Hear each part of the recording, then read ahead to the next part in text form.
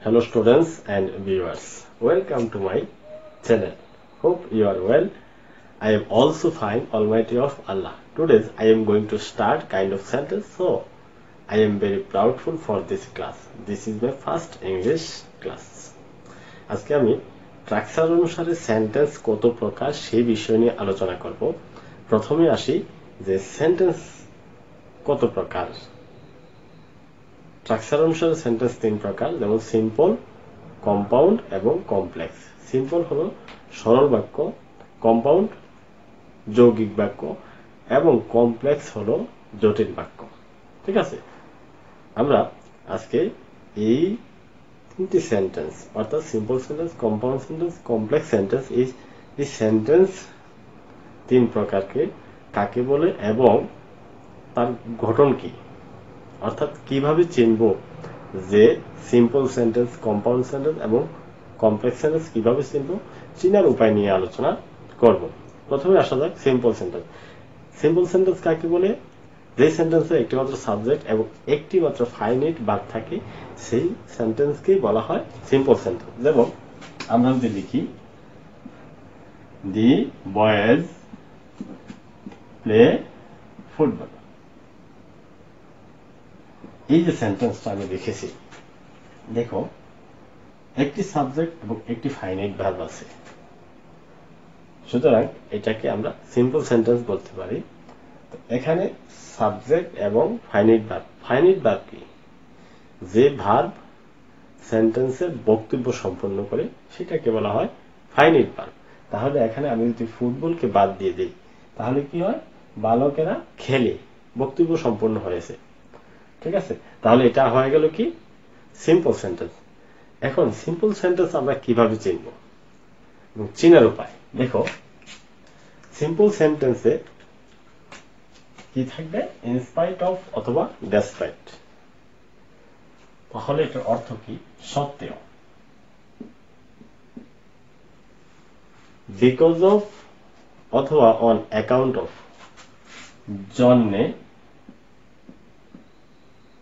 বা কারণে। By plus verb ING, অর্থাৎ বাই এর পরে যে কোনো ভার্ব আসে, এই ভার্বের সাথে যদি আইএনজি যুক্ত হয় তখন সেটা কিন্তু নাউন আকারে প্রকাশিত হয়। অর্থাৎ যেমন আমরা যদি বলি ভার্ব রিড, তাহলে কি বলতে পারি? By reading. ভার্বের সাথে যদি আইএনজি যুক্ত করি তাহলে কি হলো? রিডিং। তাহলে বাই রিডিং। বাই রিডিং অর্থ কি বোঝায়? পড়তে, পড়িয়া, পড়ে, পড়ার মাধ্যমে, পড়া দ্বারা, এরকম অর্থ প্রকাশ করে। অর্থাৎ যদি বাই প্লাস ভার্ব আইএনজি যুক্ত থাকে, ভার্বের সাথে আইএনজি যুক্ত থাকে, তখন ওই সেন্টেন্সটা হবে সিম্পল সেন্টেন্স। এরপরে উইদাউট প্লাস ভার্ব এবং আইএনজি, তাহলে উইদাউট বলতে বোঝানো হচ্ছে ব্যতীত, অর্থাৎ উইদাউট ভার্ব প্লাস আইএনজি। যেমন উইদাউট রিডিং, যেমন ভার্ব যদি আমি রিড লিখি তাহলে ভার্বের সাথে যদি আইএনজি যুক্ত করি হয়ে যায় কি? উইদাউট রিডিং, অর্থাৎ না পড়িয়া, না পড়ে, পড়া ব্যতীত। ঠিক আছে, এই উইদাউট রিডিং থাকলে সেটা নেগেটিভ সেন্স প্রকাশ করে। এরপরে আসি ইন অর্ডার টু অথবা টু। এটা হচ্ছে কি? জন্য বা উদ্দেশ্যে বা কারণে। জন্য, উদ্দেশ্য, উদ্দেশ্য বা কারণে। জন্য, উদ্দেশ্যে বা কারণে। এরপরে দেখো টু ডট ডট টু, অর্থাৎ এই টু ডট ডট টু অর্থাৎ এখানে সেন্সটা প্রকাশ করবে কি? এতই যে পারে না। যেমন একটা সেন্টেন্স যদি আমরা বলি হি ইজ টু উইক, অর্থাৎ সে এতই দুর্বল যে টু ওয়াক, হাঁটতে পারে না, অর্থাৎ টু ওয়াক, হাঁটতে পারে না। অর্থাৎ এখানে টু ডট ডট টু থাকলে সেটা প্রকাশ করবে এতই যে ডট ডট পারে না। এরপরে আসি ভার্বের সাথে আইএনজি যুক্ত। তাহলে ভার্বের সাথে যখন আইএনজি যুক্ত হয় তখন সেটা হয়ে যায় নাউন। অর্থাৎ কোন সেন্টেন্সের প্রথমে যদি ভার্ব আইএনজি যুক্ত হয় তখন সেটা নাউন অর্থে প্রকাশিত হয়। তখন আমরা বলতে পারি, যেমন ভার্ব যদি বলি ডু, তাহলে ডু দ্বারা কি বোঝায়? করা। তাহলে ডুইং, তাহলে কি? করা, করতে, করতে করতে। আবার যদি বলি করন্ত, এরকম অর্থ প্রকাশ করে ভার্বের সাথে আইএনজি যুক্ত হলে। যেমন এখানে ডু না বসে রিডও বসাতে পারি। পড়া, পড়তে, পড়তে পড়তে, পড়ন্ত, এইরকম অর্থ প্রকাশ করে। ঠিক আছে? আর এটা হলো বিং, বি অর্থ হওয়া, কিন্তু আইএনজি যুক্ত করার কারণে হওয়ায়। হ্যাভিং, হ্যাভ অর্থ আছে বা থাকে, তাহলে এটা তো থাকায়। এরপরে দেখো বিসাইডস প্লাস নাউন অথবা ভার্বের সাথে আইএনজি, তখন এর অর্থ প্রকাশ করে কি? বিসাইডস মানে হচ্ছে ছাড়াও, অর্থাৎ বিসাইডস রিডিং, পড়া ছাড়াও। এরপরটা হলো প্রিপোজিশন প্লাস ভার্বের সাথে আইএনজি অথবা নাউন। অর্থাৎ ভার্বের সাথে আইএনজি যুক্ত করলে সেটা নাউন হয়। তো সেখানে প্রিপোজিশন প্লাস ভার্ব আইএনজি যদি থাকে তখন সেই সেন্টেন্সটা সিম্পল সেন্টেন্স অর্থ প্রকাশ করে, সিম্পল সেন্টেন্স বোঝায়। এরপরে আসতেছে আমরা কম্পাউন্ড সেন্টেন্স। তাহলে কম্পাউন্ড সেন্টেন্স কাকে বলে?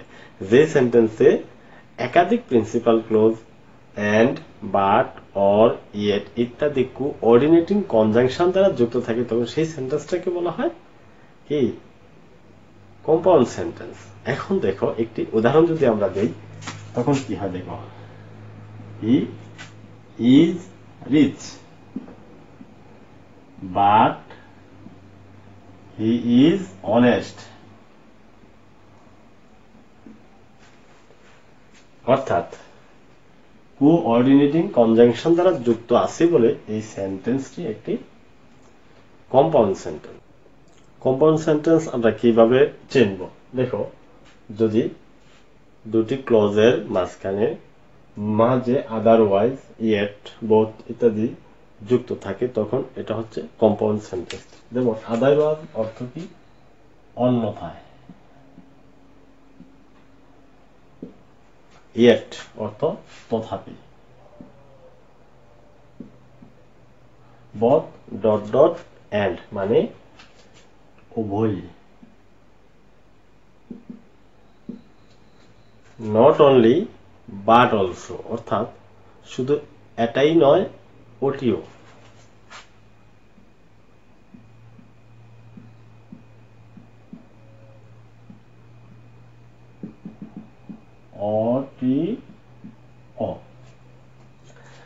এরপরে আসছে কি? আইদার অর, হয়তো এটি না হয় ওইটি। হয়তো এটি ডট ডট না হয় ওইটি। নাইদার ডট ডট নর অর্থাৎ বোঝানো হচ্ছে এটিও নয় ওইটিও নয়।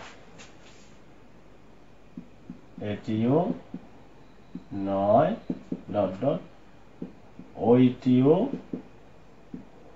নয়। এন্ড অর্থ এবং, বাট কিন্তু, অর অথবা, এন্ড সো অর্থাৎ এবং তাই।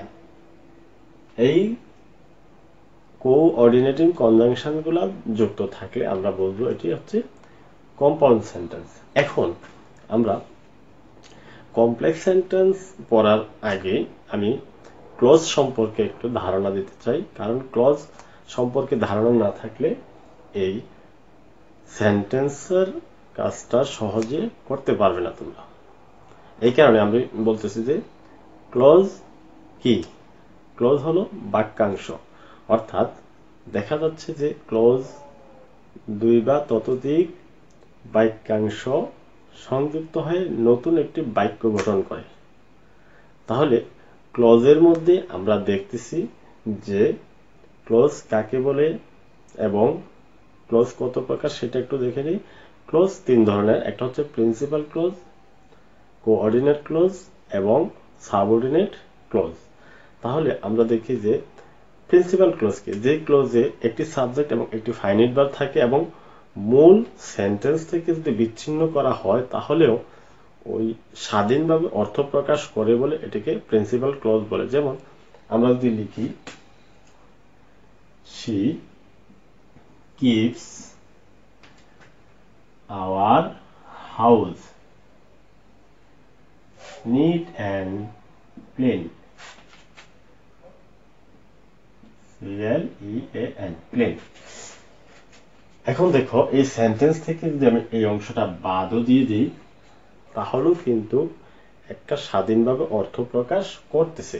সুতরাং এই যে এটি একটি principal clause.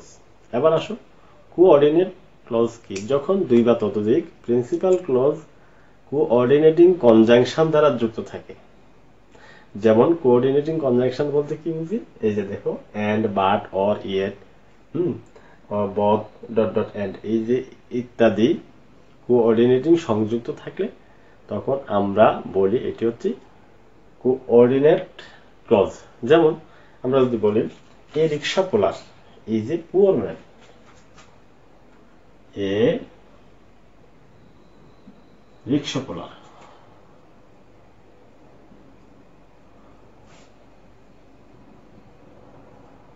Is a poor man. একজন রিক্সা চালক হয় কি গরিব মানুষ এবং সে বাস করে একটি বস্তিতে, and he lives in the slum। এই যে সেন্টেন্সটা আমরা লিখেছি সেটা কোঅর্ডিনেটিং কনজাংশন দ্বারা যুক্ত হয়েছে। সুতরাং এই সেন্টেন্সটি একটি কোঅর্ডিনেট ক্লজ। এরপরে আমরা দেখি সাবঅর্ডিনেট ক্লজ কি? যে ক্লজে একটি সাবজেক্ট এবং একটি ফাইনিট ভার্ব থাকে কিন্তু প্রিন্সিপাল ক্লজের উপর নির্ভর না করে সম্পূর্ণ অর্থ প্রকাশ করে না বলে সেটাকে সাবঅর্ডিনেট ক্লজ বলে। যেমন আমরা যদি বলি I have a flower garden, I have a flower garden,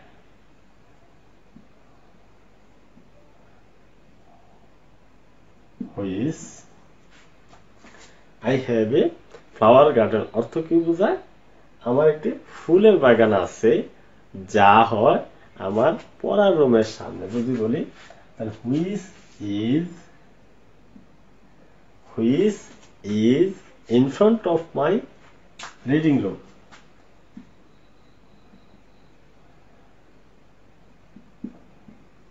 of my reading room। এই যে সেন্টেন্সটা আমরা লিখেছি এখানে দেখুন which is in front of my reading room, in front of একটা কিন্তু in front of হচ্ছে in front of my reading room। এই যে in front of my reading room এর আগে which শব্দটা থাকার কারণে এই সেন্টেন্সটি একটি সাবঅর্ডিনেট ক্লজ। এখন আমরা যদি বলি which is in front of my reading room তাহলে এটা সাবঅর্ডিনেট ক্লজ। তাহলে প্রিন্সিপাল ক্লজ কোনটা? I have a flower garden, আমার একটু ফুলের বাগান আছে। তাহলে which is in front of my house অর্থাৎ আমার in front of my reading room আমার পড়ার রুমের সামনে একটি কি আছে? ফুলের বাগান আছে। সুতরাং আমরা এই সেন্টেন্সটিকে বলতে পারি এই সেন্টেন্সটা হচ্ছে একটা সাবঅর্ডিনেট ক্লজ। অর্থাৎ এই যে আমাদের এই অংশটা আছে সাবঅর্ডিনেট ক্লজটা প্রিন্সিপাল ক্লজের উপর নির্ভর করে চলছে বলে এটাকে সাবঅর্ডিনেট ক্লজ বলা হয়। এখন দেখো কমপ্লেক্স সেন্টেন্স, যে সেন্টেন্সে একটি প্রিন্সিপাল ক্লজ এবং এক বা একাধিক সাবঅর্ডিনেট ক্লজ থাকে তাকে বলা হয় কমপ্লেক্স সেন্টেন্স। তাহলে কমপ্লেক্স সেন্টেন্স আমরা কিভাবে চিনব? দেখো এই কমপ্লেক্স সেন্টেন্স চিনতে হলে সেন্টেন্সের প্রথমে দোয়াল দো অর্থ যদিও, সিন্স অবলিক এস অর্থাৎ কারণ অর্থ বোঝায় অথবা জন্য অর্থ বোঝায়। কারণ ইফ অর্থ যদি, আর ইফ নেগেটিভ অ্যাফার্মেটিভ। অ্যাফার্মেটিভ হলে যদি, আর নেগেটিভ হলে যদি না। এখানে সো দ্যাট যাতে। এরপরে দেখা যাচ্ছে আনলেস যদি না, ইন অর্ডার দেশ যাতে। তাহলে এগুলা অর্থগুলা লিখে দিই, যাতে, এটাও যাতে, আর এখানে হবে যদি না, যদি না। So dot dot, so dot dot that, এতই যে। এখন হোয়েন এবং হোয়াইল। হোয়েন অর্থ যখন তখন, তাহলে হোয়াইলও যখন তখন, তবে হোয়াইল ব্যবহৃত হবে কন্টিনিউয়াস টেন্সে, যেমন present continuous, present perfect continuous, past continuous, past perfect continuous, future continuous, future perfect continuous টেন্সে হোয়াইল ব্যবহৃত হয়, আর হোয়েন অন্য ক্ষেত্রে ব্যবহৃত হয়। এরপরে দেখি অ্যাজ সুন অ্যাজ, যে মাত্র ডট ডট সেই মাত্র। অ্যাজ সুন অ্যাজ থেকে এটার অর্থটা প্রকাশ করে যে মাত্র সেই মাত্র প্রকাশ করে। হুইচ, হুইচ অর্থ যেটি বা যেগুলো, সরি হুইচ অর্থ যেটি বা যেগুলো, এটা না, হুইচ অর্থ বুঝিয়ে দিলাম। এরপরে দেখো, হ্যাঁ হুইচ আরেকবার লিখে ফেলছি, দরকার নাই, একটাই চলবে। হো অর্থ যে, যে যে যারা, যে যে যে যারা। এরপর আছে হোয়াট, হোয়াট অর্থ যা যা যা, যা অথবা যা যা। দ্যাট। এরপর হোয়ার, হোয়ার অর্থ কি, দ্যাট অর্থ, দ্যাট অর্থটা লিখে দিই যে। হোয়ার অর্থ আমরা জানি কোথায়, কিন্তু এখানে হবে যেখানে বা যেখানে, ঠিক আছে, আমরা এটা লিখে বলবো যেখানে। ওয়াই, যে কারণে বা যে জন্য, যে কারণে। হাউ, যেভাবে। হোম, হোম অর্থ যাকে, আর হোজ অর্থ যার, যাকে, এটা অর্থ হলো যার। এই ধরনের অর্থ প্রকাশ করবে। আমরা আজকে যে অংশটুকু আলোচনা করেছি, পরবর্তী ক্লাসে আমি এই যে সিম্পল, কমপ্লেক্স, কম্পাউন্ডের পরিবর্তন নিয়ে আলোচনা করব। আশা করি তোমরা প্রত্যেকেই আমার পাশে থাকবে, এই প্রত্যাশায় আজকে আমার ক্লাস শেষ করলাম।